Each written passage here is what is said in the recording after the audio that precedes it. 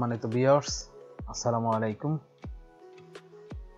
Al Chishtia editing and creation চ্যানেলের পক্ষ থেকে আপনাদেরকে সকলকে স্বাগতম জানাচ্ছি। সঙ্গে আছি আমি রবিউল আউয়াল। আশা করি সবাই ভালো আছেন।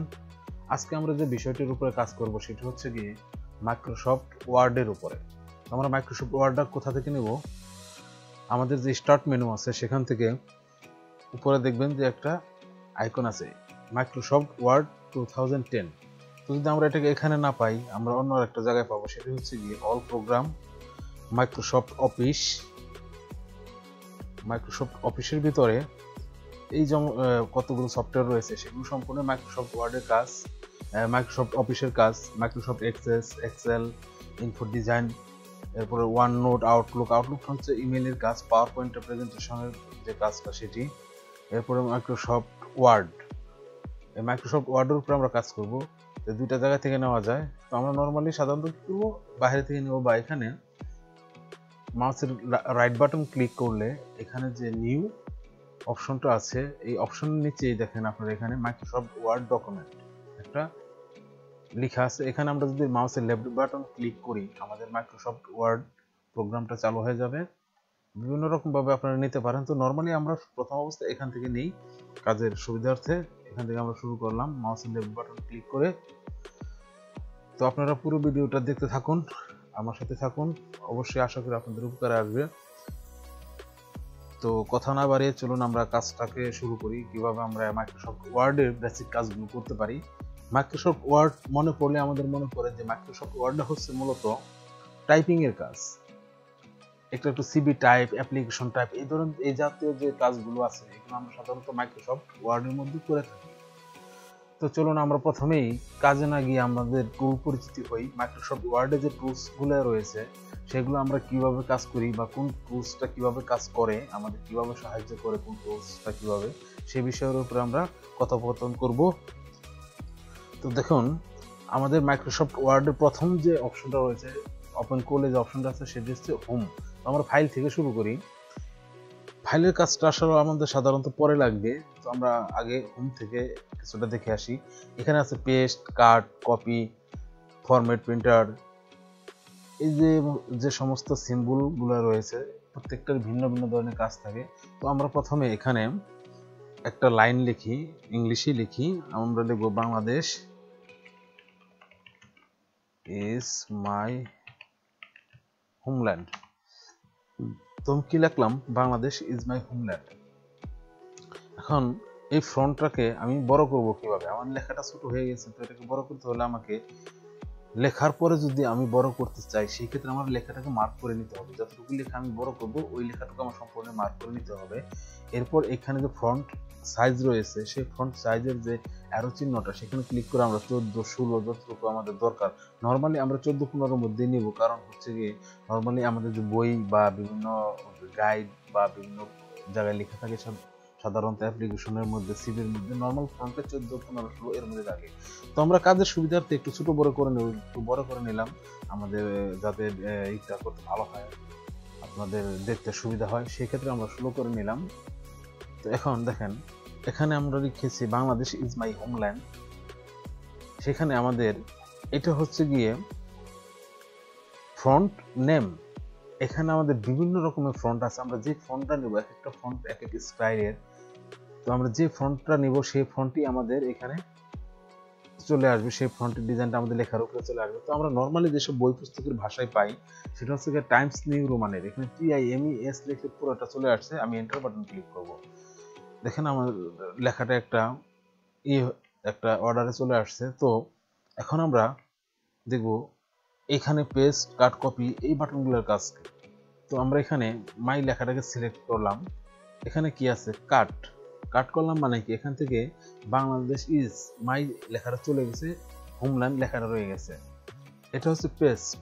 এখানে আবার পেস্ট মানে এখানে বসানো হলো বা ভিউ হলো, এখানে চলে আসলো। তো আমি আবার এই মাই লেখাটা কপি মার্ক করলাম। আমি মাউসের লেফট বাটন ধরে যতটুকু আমার মার্ক করা দরকার সেদিকে আমি মাউসটাকে ডার্ক করব। ডার্ক করলে আমার মাউসটার যেদিকে ডার্ক করব, যতটুকু ডার্ক করব ততটুকু লেখা আমার মাউসের অর্ডারের আওতায় চলে আসবে। এখন দেখেন এখানে আমি মাই লেখাটাকে মার্ক করলাম, মার্ক করার পর এখানে দিলাম, আগের বার কাট করাতে কি হয়েছিল আমরা দেখেছি। এখন করবো কপি। কপি করলে হচ্ছে কি এখানে আছে প্লাস আমার কপি হয়ে রয়েছে, আমি এখন এখানে পেস্ট করলে যতবার পেস্ট করব ততবার এখানে চলে আসবে। আর কাট হচ্ছে এখান থেকে কেটে অন্য আরেকটি জায়গায় পেস্ট হবে। এখানে আমি অন্য একটা জায়গায় পেস্ট দিলাম।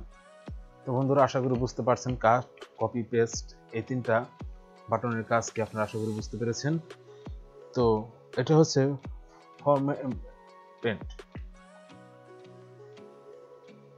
পেন ফরম্যাটের কাজটা।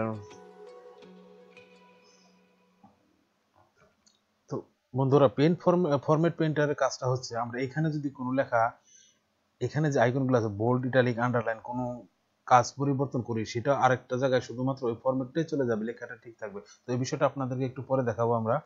তো এখন চলুন এটা দেখা যাক। এটা হচ্ছে গিয়ে ফ্রন্ট নেম। ফ্রন্ট নেমটা কি আমরা বুঝতে পারলাম। এটা হচ্ছে গিয়ে বোল্ড, এই সিম্বলটা হচ্ছে বোল্ড। তো আমি বাংলাদেশ লেখাটা মার্ক করলাম, মার্ক করার পর এখানে ক্লিক করার পর দেখেন বাংলাদেশ লেখাটিতে একটি এক্সট্রা বোল্ড আকারে মানে গাঢ় হয়ে গিয়েছে। তো এর কাজটি হচ্ছে গিয়ে বোল্ডের কাজ। আমি আবার বোল্ড লেখাটা উঠিয়ে দিলাম, দেখেন এখান থেকে মার্কটা উঠে গেছে। যখন আমি আবার দিয়ে দেবো এখানে মার্কটা রয়ে যাবে, একটা ইয়েলো আকারের শ্যাডো থাকবে বোল্ড আইকনটার মধ্যে। এটা হচ্ছে ইটালিক। ইটালিক অক্ষরটা কি আমরা জানি হালকা একটু ডান দিকে বাঁকানো থাকে।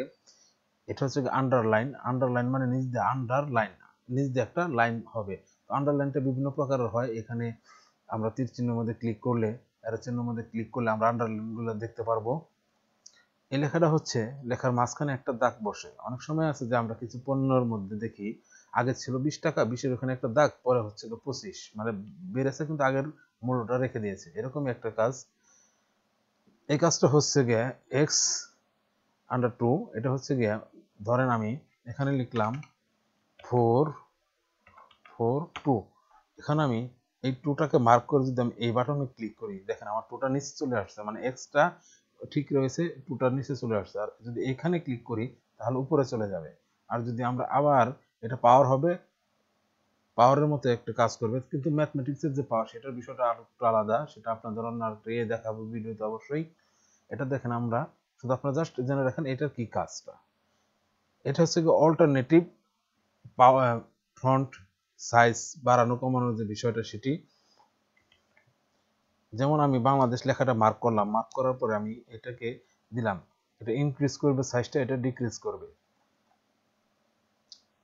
এটা হচ্ছে গিয়ে চেঞ্জ কেস একটা বিষয়। চেঞ্জ কেসটা হচ্ছে আমি এই লেখা সম্পূর্ণ মার্ক করলাম, বা আমি বাংলাদেশ ইজ মাই হোমল্যান্ড নিচে আরেকবার নতুন করে লিখলাম। এখানে দেখেন আপনারা লেখা বাংলাদেশ ইজ মাই হোমল্যান্ড, এটা লেখার পর আমি এখানে চেঞ্জ কেসে ক্লিক করলাম। সেন্টেন্স কেস আমার নর্মালি এখন আছে, আমি যদি লোয়ার কেস দেই সমস্ত লেখাগুলোই অটোমেটিক ছোট হয়ে যাবে, কোনো বড় হাতের অক্ষর থাকবে না। আপার কেস দিলে সমস্ত লেখাগুলো বড় হাতের হয়ে যাবে, কোনো ছোট হাতের লেখা থাকবে না।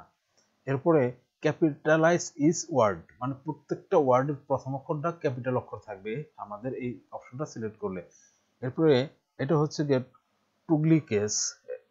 এটা হচ্ছে গিয়ে প্রত্যেকটা ওয়ার্ডের প্রথম অক্ষরটা ছোট হাতে থাকবে, বাকিগুলো বড় হাতে থাকবে। তো নর্মালি আমরা সেন্টেন্স কেজে রাখবো, কারণ আমাদের যেভাবে দরকার হয় সেভাবে আমরা রাখবো, সেন্টেন্সটা আমাদের যেভাবে হয়। আমরা সাধারণত জানি ফুল স্টপের পরে প্রথম অক্ষরটা বড় হাতের থাকে, সেই ক্ষেত্রে এটা বড় হাতের, নামের প্রথমে নামের অক্ষরটা বড় থাকে, সেগুলো আমরা বড় হাতের দেব। তো এটা হচ্ছে গিয়ে কি ক্লিয়ার ফরম্যাটিং, সেটা আপনাদের আমি দেখাচ্ছি কিভাবে ক্লিয়ার ফরম্যাটিংটা কিরকম কাজ করে। আমরা এখানে বোল্ড করেছি, আন্ডারলাইন করেছি, ইটালিক করেছি, এখানে মিডলাইন করেছি। এখন আমি যদি এখানে ক্লিক করি দেখেন অটোমেটিক আমার যতগুলো অপশন আমি এখানে করেছিলাম, টুলের কাজ করেছিলাম, সম্পূর্ণ কাজ এক ক্লিকে উইথড্র হয়ে গেল, মানে সম্পূর্ণ কাজগুলোই ক্লিয়ার হয়ে গেছে, সাইজ বা যত কিছু আছে সবগুলোই। তো এখন আমরা করব কি, এখান থেকে এখন আমরা করব এটা হচ্ছে গিয়ে ওয়ার্ড আর্ট, এক ধরনের টেক্সট ইফেক্ট আর কি। এখানে আমরা যদি এখানে এই একটা টেক্সট মার্ক করে এইভাবে দিই তাহলে দেখেন এই টেক্সটটা একটু আর্ট হয়ে গেছে। তো এই বিষয়টা আপনারা শুধু জেনে রাখুন, এটা একটা টেক্সট আর্ট। এই বিষয়ের উপরে আপনাদেরকে পরে এক সময় দেখাবো আর একটা ভিডিওতে। এটা হচ্ছে গিয়ে টেক্সটটাকে আমরা একটা কালারের ভিতরে নিয়ে আসব। এখানে এটার একটা কালার পড়বে টেক্সটের উপর, যেটাকে বলে আমরা হাইলাইট মার্কার বলি না, আমরা যখন কোনো লেখার আমাদের মার্ক করতে হয় আমরা হাইলাইট পেন আছে যেসব, ওইসব পেন দিয়ে যেরকম হাইলাইট করি সেরকম এরকম একটা কিছু। তো এখানে যদি আমরা নো কালার দিই চলে যাবে। এটা হচ্ছে গিয়ে ফ্রন্ট কালার, আমাদের এই ফ্রন্ট সবগুলো ব্ল্যাক আছে, আমরা যদি ইচ্ছা করি এটাকে আমরা কালার চেঞ্জ করতে পারবো। ফ্রন্ট কালারের অ্যারো বাটন থেকে আমরা এখানে কালার শো করবে, এখান থেকে যে কালার খুশি আমরা নিয়ে নিতে পারবো। তো নর্মালি আমরা যদি অটোমেটিক দিয়ে আমাদের কালো চলে আসবে। এই বাটনটা যে আপনারা দেখতে পাচ্ছেন এই সিম্বলটা হচ্ছে গিয়ে অ্যালাইনমেন্টের সিম্বল। এই সিম্বলটা হচ্ছে অ্যালাইনমেন্টের সিম্বল। তো আমরা অ্যালাইনমেন্ট বলতে কি বুঝি, আমি এই লেখাটা কপি করে নিলাম, বেশি করে পেস্ট করলাম। সরি বন্ধুরা, আমি এই লেখাটাকে কপি করে নিই, প্রথমে কপি করে আমি বেশি করে পেস্ট করে নিলাম। এখন আপনারা দেখুন এখানে একটা প্যারাগ্রাফের মতো তৈরি হয়েছে। এটা হচ্ছে গিয়ে প্যারাগ্রাফের যে অ্যালাইনমেন্ট সেটাই হচ্ছে গিয়ে এটা। তো আমাদের দেখেন এখানে আমাদের বাম দিকে সমান আছে, ডান দিকে অসমান।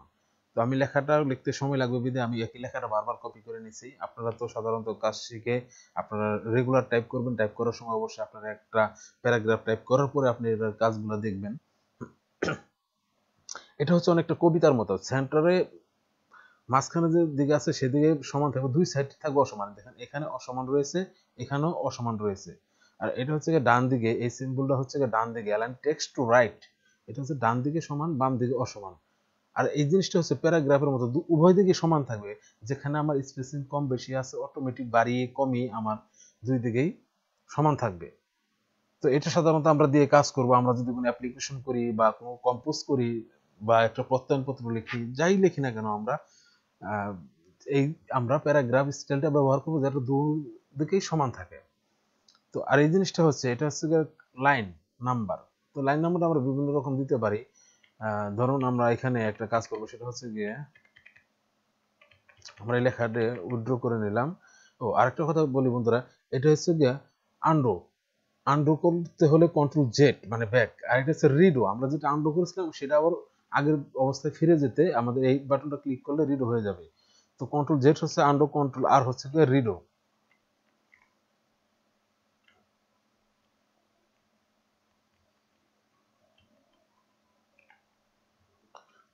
সরি বন্ধুরা, স্লিপ অফ মাউস কন্ট্রোল আর নয়, রিডোটা হচ্ছে কন্ট্রোল ওয়াই। তো আমরা এখানে ব্যাক বলতে আমরা যেটাকে আন্ডু বলি সেটা হচ্ছে কন্ট্রোল জেড, আর রিডো হচ্ছে কন্ট্রোল ওয়াই। তো আমরা ধরেন এখানে এই নিচে লেখাগুলো কেটে দিই, এই লেখা সম্পূর্ণই আমরা কপি করলাম, কপি করার পর আমরা পেস্ট করলাম। তো আমাদের পেস্টের দরকার নেই, আমরা এখানে ব্যাক করব। এটা হচ্ছে গিয়ে আন্ডু, আমরা পেস্ট করেছিলাম, আমরা ওই দিকে আবার ব্যাক যাব, ফরওয়ার্ডিং এ যাব, তখন আমাদের এটা দিলে রিডো হয়ে যাবে। তো আশা করি বুঝতে পেরেছেন। এই বিষয়টা হচ্ছে গিয়া লাইন নাম্বার বোল্ড। লাইন নাম্বারের মধ্যে আমরা অনেক সময় আছে যে বিভিন্ন ধরনের সিম্বল ব্যবহার করি, একটা সিম্বল। তো এটা আমাদের সাধারণত প্যারাগ্রাফ যখন থাকবে তখন হবে না, এন্টার দেওয়ার পরে আরেকটা নতুন প্যারাগ্রাফ হবে, তখন আমাদের এই এই বোল্ডটা কাজ করবে। লাইন নাম্বার, এটা হচ্ছে লাইন নাম্বার। তো আমি দেখা গেছে এখানে লাইন নাম্বার দিয়েও কাজ করতে পারি, যেখানে আমি ক্লিক করব সেই ধরনের লাইন নাম্বারগুলো এখানে শো করবে। তো এটা হলো সাব লাইন নাম্বার, এখানে যদি আমরা কোনো সাব লাইন দিতে চাই তাহলে দিতে পারবো। এখানে যদি কোনো সাব লাইন দিতে চাই এখান থেকে আমরা দিয়ে দিতে পারবো সেটা। তো বন্ধুরা আমরা এই জায়গাটুকু পর্যন্ত এই সিম্বল যে জিনিসটা আছে টুলসটা, এই টুলস পর্যন্ত আমরা মোটামুটি একটা ধারণা নিয়েছি। একটা মোটামুটি ধারণা নেওয়ার পরে এখন আমরা দেখব এখানে আমি কিছু লেখা কপি করে নিই, আমাদের কপি করাই আছে, তা না আমি একটু কম করে নিলাম। এটাকে আমি কিবোর্ডের ট্যাব বাটন প্রেস করলে দেখেন আমার কার্সরটা কোন জায়গায় আপ এন্ড ডাউন হচ্ছে, হাইড এন্ড শো হইতেছে এখানে। তো আমাদের আরেকটা বিষয় মনে রাখতে হবে, ওয়ার্ডের ভিতরে আমরা যেখানে কাজ করব, যে জায়গায় আমার এই কার্সর পয়েন্টটা আপ এন্ড ডাউন হবে বা হাইড এন্ড শো হবে, সেই জায়গা থেকে আমার কাজ শুরু হবে বা সেখানে আমার পরিবর্ধন এই ধরনের কাজগুলো হবে। তো আমরা এখানে কার্সরের পয়েন্টটাকে এখানে ক্লিক করার পর আমরা ট্যাব বাটন দেওয়ার পরে 5-6টা স্পেস সমান একটা করে ট্যাব আকার চলে আসতেছে, মানে ডান দিকে চলে যাচ্ছে। তো এটাকে আমরা নর্মালি এখান থেকেও দিয়ে দিতে পারি, এটাই ওইভাবে কাজ করে। একইভাবে এই জিনিসটা কাজ করে, ইনক্রিজ ইনডেক্স এন্ড ডিক্রিজ এটা। তো এরপর আমরা দেখব লাইন স্পেসিং। এটা ওয়ার্ডের মধ্যে অন্যতম একটা গুরুত্বপূর্ণ বিষয়, যারা সাধারণত আমরা নতুন কাজ শিখি এই বিষয়টা অতটা ভালো আমরা মনে রাখতে পারি না। আমরা টাইপ করি, অনেক কিছুই করি, কিন্তু আমাদের মনে থাকে না যে আমরা আসলে একটা কোয়ালিটি করতে গেলে লাইন স্পেসিংটা অনেক ভালো একটা বিষয়। সেজন্য আমাদেরকে ওই লাইন স্পেসিং এর উপরে আমাদের একটা নজর দিতে হবে। সেটা হচ্ছে গিয়ে আমি যদি কখনো এন্টার দিয়ে কাজ করি, দেখেন এটার মাঝখানে আমার কোনো লাইন নাই, তারপরেও আমার এখানে অনেকটা বড় একটা স্পেসিং কাজ করতেছে। এটার কারণ হচ্ছে গিয়ে দেখুন এটা তো একটা প্যারাগ্রাফ, এখান থেকে এই পর্যন্ত একটা প্যারাগ্রাফ, এই জন্য এখানে কোনো লাইন স্পেসিং নাই। এখানে থেকে এটা আমি এন্টার দিয়ে নতুন একটা প্যারাগ্রাফ নিয়েছি, যে পর্যন্ত আমি এন্টার না দেবো সে পর্যন্ত আমাদের নতুন প্যারাগ্রাফ তৈরি হবে না। তো এখানে একটা নতুন প্যারাগ্রাফ, এটা একটা প্যারাগ্রাফ। এখন এখানে দেখেন আমি এই জায়গাটা মার্ক করলাম, ওয়ার্ক এরিয়া মার্ক করার পর আমি লাইন স্পেসিং যদি 1 দিয়ে চেপে যাবে, আরো যদি বাড়িয়ে দিই লাইন স্পেসিং গুলো আরো বড় হবে। আর এই জিনিসটা হচ্ছে যেটা রিমুভ স্পেস আফটার প্যারাগ্রাফ, আমি যে প্যারাগ্রাফের পর একটা এন্টার দিয়েছিলাম সেখান থেকে এই স্পেসটা রিমুভ করে দিয়েছি। দেখেন এখানে আমার এখন মাউস কাজ করতেছে বা কার্সর কাজ করতেছে, এই জন্য এখানে, কারণ এখানে এন্টার আছে। আর যখন আমি এখানে এন্টার না দেবো আমার অ্যাড স্পেস আফটার প্যারাগ্রাফ দেব,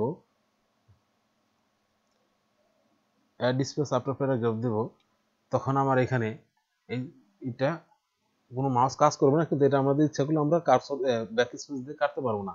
এখানে আমরা রিমুভ স্পেস আফটার প্যারাগ্রাফ দিলেই আমাদের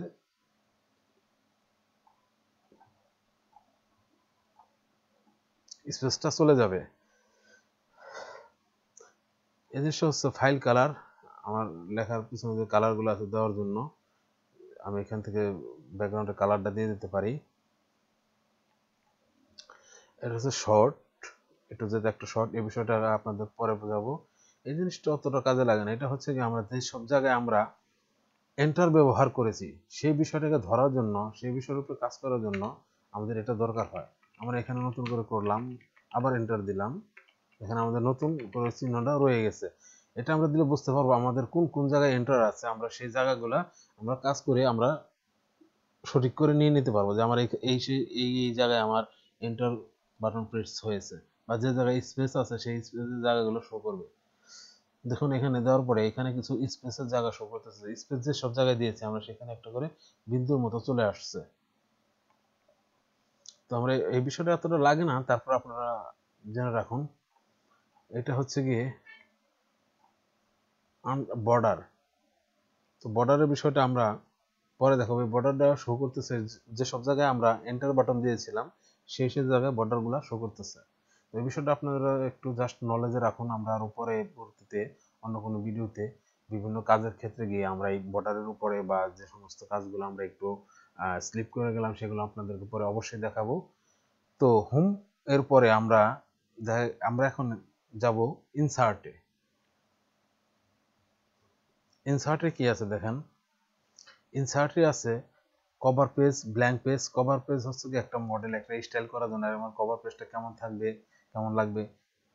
তো আশা করি আপনারা যারা একটু একটু কাজ করেন এটা একটু নাড়াচাড়া করলে বুঝতে পারবেন। ব্ল্যাঙ্ক পেজটা হচ্ছে আমি একটু বর্ডার উঠে দিয়ে আসি বন্ধুরা, নো বর্ডার দিয়ে আসি, নো বর্ডার দিয়ে দিলাম। এখানে যদি আমি মাউসটাকে রাখি এন্টার দিয়ে, এখানে যদি আমি ইনসার্ট থেকে একটা ব্ল্যাঙ্ক পেজ নিয়ে, দেখেন এটার মাঝখানে, এই দুটোর মাঝখানে আমি একটু জুম আউট করি, এই দুটো জায়গার মাঝখানে একটা ব্ল্যাঙ্ক পেজ ঢুকে গেছে। কারণ কি, আমি কার্সরটা আমার যে জায়গায় ছিল সেখানে আমি কমান্ড করছি একটা ব্ল্যাঙ্ক পেজ, তো এখানে একটা ব্ল্যাঙ্ক পেজ চলে আসে এটার মাঝখানে চলে আসে। তো এখানে যদি আমি দেখেন আমি একটু জুম আউট করে নিলাম, এখন দেখেন এখানে যদি আমি একটা পেজ ব্রেক দেই, আমার এখান থেকে পেজটা ব্রেক হয়ে মানে পেজটা ভেঙে আমার নতুন আরেকটা পেজে চলে যাবে। তাহলে আমার এক পেজ থেকে কাজগুলো আমি আরেক পেজে নিয়ে যেতে পারবো, আমার পেজটা ব্রেক করে আমি অন্য একটা পেজে নিয়ে আসবো। তো আশা করি বুঝতে পেরেছেন। এটা হচ্ছে টেবিল, টেবিলটা হচ্ছে গিয়ে কিভাবে আনে, এখান থেকে মার্ক করে ম্যানুয়ালি আনা যায়, বা আমি দেখা গেছে এখান থেকে গিয়ে ইনসার্ট টেবিলে গিয়ে আমি 5টার জায়গায় 10টা, এখানে দিলাম 10টা, এই জায়গাটায় দেওয়ার পর আমি দিলাম, আরো টেবিল চলে আসলো, সরি বন্ধুরা ওটা ভিতরে চলে গেছিল। তো এখান থেকে গিয়ে আমি টেবিল, ইনসার্ট টেবিল 10টা, দেখেন আমার 10টা টেবিল আসছে। তো টেবিলটার বিষয়টাও আমরা কাজের ফাঁকে ফাঁকে একটা দেখাবো আমাদের টুল পরিচিতির মধ্যে না। এটা হচ্ছে গিয়ে পিকচার। আমরা যখনই ইনসার্ট অপশনের ভিতরে ঢুকেছি আমাদের বুঝতে হবে এখানে আমাদের কিছু প্রবেশ করাইতে হবে, মানে আমাদের ইম্পোর্ট করব আমরা ইনসার্টে থেকে টেবিলটা ইম্পোর্ট করলাম, ব্ল্যাঙ্ক পেজ, পেজ ব্রেক যাই করে, এখানে আছে পিকচার। আমাদের কম্পিউটারে যদি কোথাও কোনো পিকচার থাকে, সাপোজ আমার এখানে একটা পিকচার আছে, এটাকে আমি নেওয়ার জন্য এই অপশনটাই ব্যবহার করি, যেমন আমি এটাকে নিলাম, সরি, এটা হচ্ছে গিয়ে ইনসার্টের ভিতরে পিকচারের কাজ। এখানে আছে ক্লিপ আর্ট, শেপ, শেপের মধ্যে অনেক ধরনের শেপ আপনারা দেখতে পাচ্ছেন। এই শেপগুলো নিয়ে কাজ করার জন্য এই জিনিসটা, তো কাজগুলো আস্তে আস্তে আপনাদেরকে দেখাবো ইনশাল্লাহ। চার্টটা হচ্ছে কি এক ধরনের গ্রাফ আকারের গ্রাফের কাজ, এটাও দেখাবো। এখান থেকে একটা স্ক্রিনশটের বিষয় আছে। আদারওয়াইজ এখানে এরকম ভাবে আর কোনো কাজ নেই। এখানে আছে শুধু হেডার। হেড মানে কি উপরে, আমরা অনেক সময় পেজের উপরে কিছু লেখা দেখি, যেখানে দিলে আমাদের যত নতুন করে পেজ নেব সব জায়গায় একই লেখা আসবে। আলসিস্তা কম্পিউটার, আমি একটা লেখা লিখলাম। এখন দেখেন আমি যদি এখান থেকে একটা নতুন পেজ নেই, ব্ল্যাঙ্ক পেজ নিলাম, দেখেন প্রত্যেকটা পেজের উপরেই আলসিস্তা কম্পিউটার লেখা আছে। তো এটা হচ্ছে গিয়ে ওই হেডারের কাজ। সেম ফুটারের কাজও তাই, ফুটারের কাজটা হচ্ছে নিচে থাকবে পেজ নাম্বার, তারপর বিভিন্ন ধরনের অ্যাড্রেস, বিভিন্ন জায়গায় বিভিন্ন রকমের এই লেখাটা নিচে থাকে। সাপোজ আমরা এখানে পেজ নাম্বার লিখলাম, পেজ 1, এই জিনিসটা হচ্ছে কি আমার ফুটারের কাজ।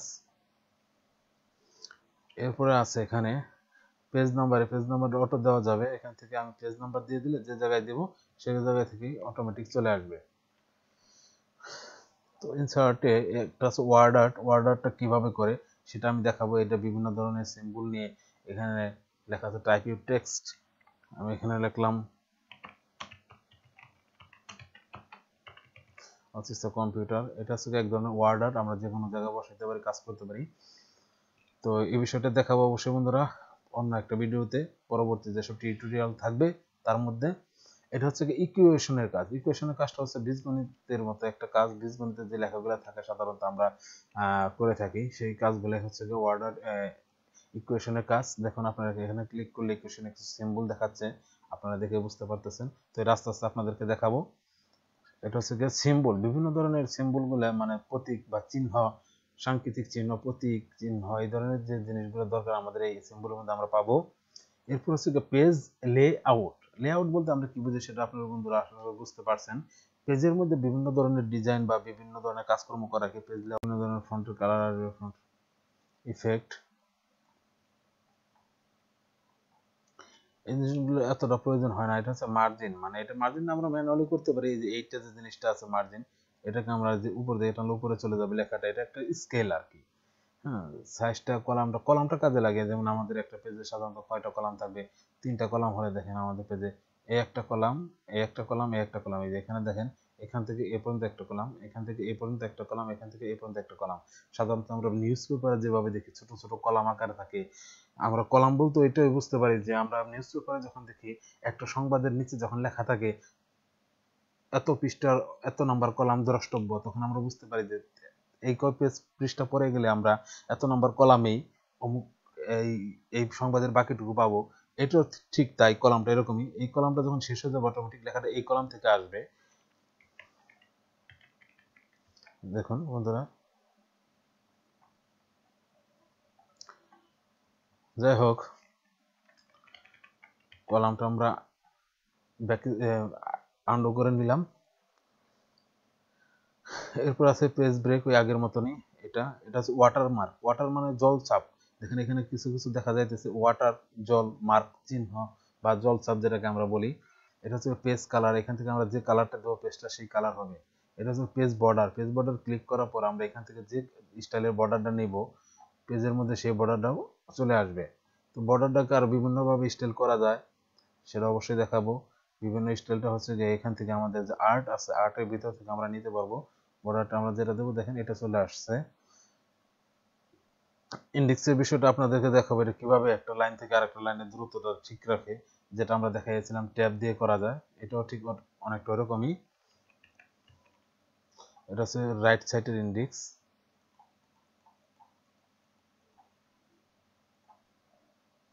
দেখতে পাচ্ছেন আশা করি। এটা হলো উপরের স্পেসিং, এটা নিচে থেকে তো এখানে আশা করি অতটা কাজ নেই। রেফারেন্স আমাদের এরকম কোনো কাজ নেই ওয়ার্ডে করার মতো, যেগুলো নর্মালি আমাদের দরকার হবে। মেলিং এর ভিতরে তাই, রিভিউর ভিতরে তাই। ভিউর মধ্যে আমাদের দু একটা বিষয় আছে, সেটা হচ্ছে প্রিন্ট লেআউটে আমরা পেজটা দেখতেছি। এখন যদি এটা আমরা ক্লিক করে দেখেন ফুল স্ক্রিন চলে আসছে। আমরা কিবোর্ডে স্কেপ বাটন প্রেস করলে আবার এটা চলে যাবে। ওয়েব লেআউট এরকম যদি কোনো সময় হয়ে যায়, দেখেন আমরা এখন এটা কি করব, দেখা যাচ্ছে কিরকম আমাদের পেজের মতো দেখা যাচ্ছে না, আমরা বুঝতে পারতেছি না। সেক্ষেত্রে আমার এখানে দেখেন মাউসের যে এখানে এটা হচ্ছে গিয়ে আবার ক্লিক করলে আমাদের পূর্বের ন্যায় ফিরে আসবে। এটাই সেই অপশনটা আপনারা যেটা আমি বললাম। তো পেজ লেআউটটা গেল ভিউর মধ্যে থেকে। এরপর হচ্ছে এটা হচ্ছে গিয়ে রুলার, এই যে জিনিসটা বলেছিলাম স্কেল বা রুলার, এটা উঠিয়ে দিলে, এটার থেকে টিকমার্কটা উঠিয়ে দিলে দেখেন আমাদের রুলারটা চলে যায়। গার্ডিয়ান্স আমার যেটুকু কাজের এরিয়া সেটুকু দেখাচ্ছে। Navigation panel. তো বন্ধুরা এর মধ্যে আর ওরকম কোনো কাজ নেই, অ্যারেঞ্জ স্প্লিট এগুলো দেখাবো আপনাদের ইনশাল্লাহ পরবর্তীতে। তো বন্ধুরা যদি মনে করেন যে এটুকু থেকে আপনাদের মোটামুটি টুলস সম্পর্কে ধারণা হচ্ছে বা হইতেছে, আপনারা অবশ্যই বাসায় বারবার ট্রাই করবেন, আশা করি ভালো কিছু অবশ্যই হবে। আর অবশ্যই কম্পোজের বা টাইপের কোনো তুলনা নেই, আপনি যতই নতুন নতুন কিছু না কিছু শিখতে চান আপনাকে কিন্তু অবশ্যই কম্পোজের উপরে জোর দিতে হবে। আপনার এভরিডে 1-1.5 ঘন্টা করে 2 ঘন্টা করে আপনার বাসায় যদি ল্যাপটপ বা কম্পিউটার থাকে আপনাকে 1 ঘন্টা 2 ঘন্টা করে টাইপিং এর উপরে সময় দিতে হবে। আপনি যত বেশি টাইপ করবেন আপনার হাত তত বেশি ফাস্ট হবে। আপনি একটাবার আপনার হাতটা ফাস্ট হয়ে গেলে আপনার পরবর্তীতে কোনো জায়গায় কোনো সমস্যা হবে না। আপনি যে ইন্টারভিউতেই যান, আপনি যেখানেই যান আপনার এগুলো ফেস করতে হবে। তো আমি আর কাছে টাইপ ফাস্ট করার একটা ওয়ে আছে, সেটা অবশ্যই আমি দেখাবো আপনাদেরকে। তো এখন দেখেন আমরা মোটামুটি টুল সম্পর্কে আমরা একটা আইডিয়া নিয়েছি। তো আমরা দেখা গেছে এখানে আর কোনো কাজ নেই, আমাদের কাজ হচ্ছে শুধু কম্পোজ করা। তো এই কম্পোজের মাধ্যমে এই সিম্পল এই কয়েকটা বিষয়ের মধ্যে কত ধরনের ডিজাইন করা যায়, কিভাবে প্যাড তৈরি করা যায়, এটা করে যায় সেটা করা যায়, সেটা আমরা অবশ্যই দেখাবো। অবশ্যই আপনারা আমাদের সঙ্গে থাকবেন। আসলে এই অল্প সময়ের ভিডিওতে আপনাদের অত কিছু যে দেখাতে পারছি না, সেজন্য আন্তরিকভাবে দুঃখিত। আর ভিডিওর লেন্থটাও অনেক বড় হয়ে যাচ্ছে বিদায় আমার ইতি টানতে হচ্ছে। অন্য কোনো একটা টিউটোরিয়ালে আপনি আসবো বাকি সবগুলো। আর আপনাদের যদি কোনো জিজ্ঞাসা থাকে বা কোনো জায়গায় বুঝতে অসুবিধা থাকে অবশ্যই কমেন্টে জানাবেন, আশা করি আমি সলভ করার চেষ্টা করব। এটা তো ফার্স্ট ভিডিও ছিল মাইক্রোসফট ওয়ার্ডের উপরে, পরবর্তী ভিডিওগুলো দিলে ইনশাল্লাহ আপনারাও ক্লিয়ার হয়ে যাবেন। আর প্রাথমিক অবস্থা আপনার বুঝতেও কিছুটা অসুবিধা হবে, যখন আপনার টুল সম্পর্কে পরিচিত হয়ে যাবেন তখন আপনি অটোমেটিকই কাজগুলো ভালো বুঝতে পারবেন। তো বন্ধুরা ধন্যবাদ সবাইকে, আপনারা বাড়িতে চেষ্টা করুন। আর পরবর্তী ভিডিও পেতে আমার এই পেজটাতে লাইক দিয়ে আমাকে উৎসাহিত করুন, এবং যদি আপনি সাবস্ক্রাইব না করে থাকেন অবশ্যই সাবস্ক্রাইবটা করে নিন। ধন্যবাদ আপনাকে।